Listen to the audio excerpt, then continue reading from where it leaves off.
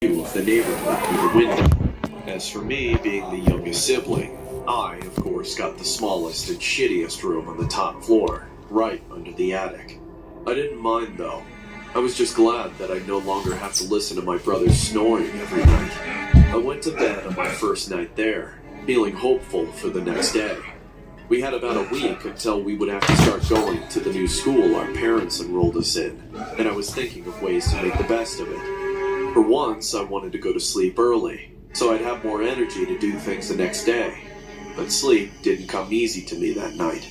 As I laid on my new bed trying to force myself to sleep, I heard the sound of old wood creaking from somewhere nearby.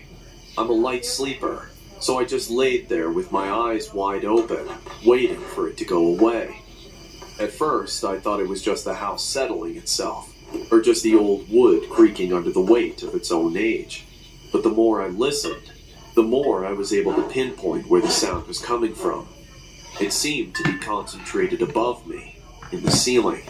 With eyes almost adjusted to the dark, I skimmed through the dirty, speckled ceiling, and noticed that each time I heard the noise, it would be accompanied by a tiny stream of fine dust falling from above. Mice in the ceiling, I thought.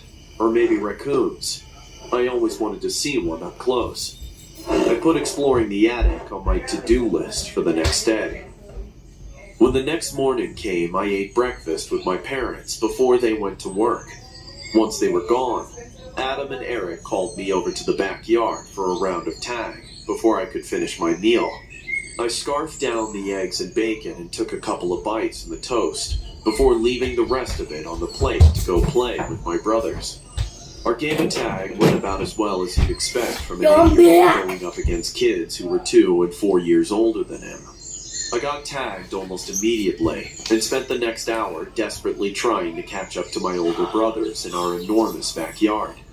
They had some fun laughing and teasing me at first, but started to feel sorry for me after a while and called off the game. By the end of it, I was sweating on the grass and gasping for air as my brothers sat beside me waiting for me to catch my breath. When I did, they asked me if I wanted to keep playing, and I told them that it would be great if we could play something else, preferably something with an even playing field for the three of us. In the end, we decided on hide and seek. It'd give us a fun way to get to know the house better too, so we'd be killing 2 birds with 1 stone.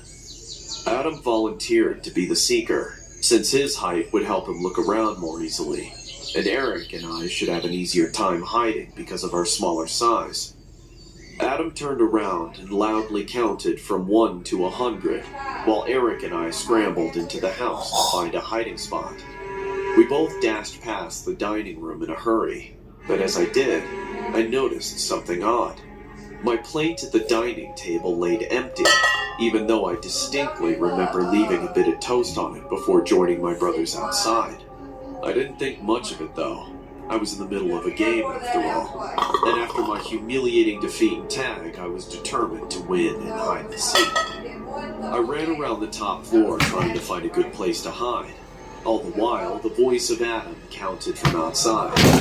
I was going to hide in the wardrobe when I noticed that the attic entrance was ever so slightly ajar. The entrance to the attic was a trap door with a pull-down staircase on the ceiling, attached to a piece of rope long enough even for me to pull down. The first thing I thought was that the attic would be a perfect place to hide. Nobody had been there before, not even Mom or Dad, so Adam and Eric would have no chance trying to find him there. I pulled the string and an old wooden staircase lowered smoothly from the ceiling, despite its immense age. I carefully ascended, taking care to not put too much weight into my steps and to not accidentally break them. They were a lot sturdier than I thought they'd be. There wasn't even any dust on them.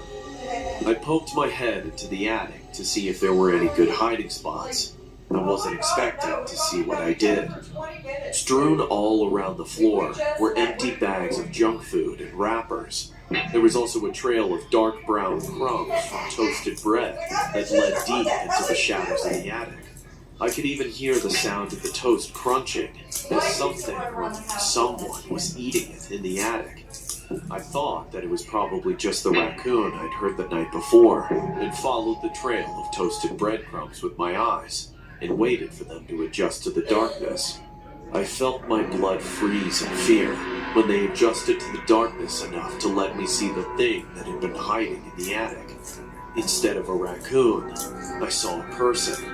A man in dirty, tattered clothes, crouched on top of a patch of old newspaper laid on the floor as a sort of makeshift bed, munching down on my leftover toast with both hands.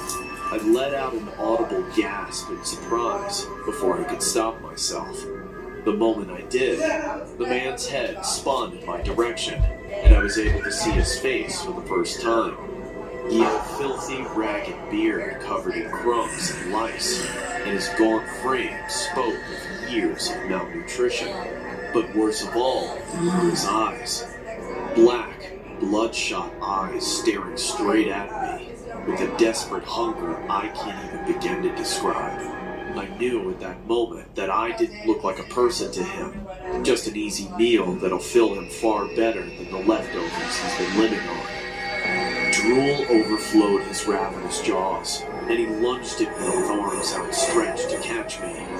I ducked just in time, pressing myself against the steps. The man flew over me and tumbled down the old staircase. I took the opportunity to make a run for it as fast as I could. I found Adam still searching for Eric and I in the living room, and quickly told him the situation. He took me outside and called the police on his phone. We were able to wait outside in safety until the police came by to search the house. Eric wasn't so lucky. When the police searched the house for our intruder, they found him hunched over Eric's eviscerated body in the master bedroom, holding a knife he stole from the kitchen. He was pulling out my brother's organs one by one from a wide slit in his abdomen and eating them with the ferocity of a starving animal. According to the police, the last thing the man said before they shot him dead was this: "I know all the places to hide in this house."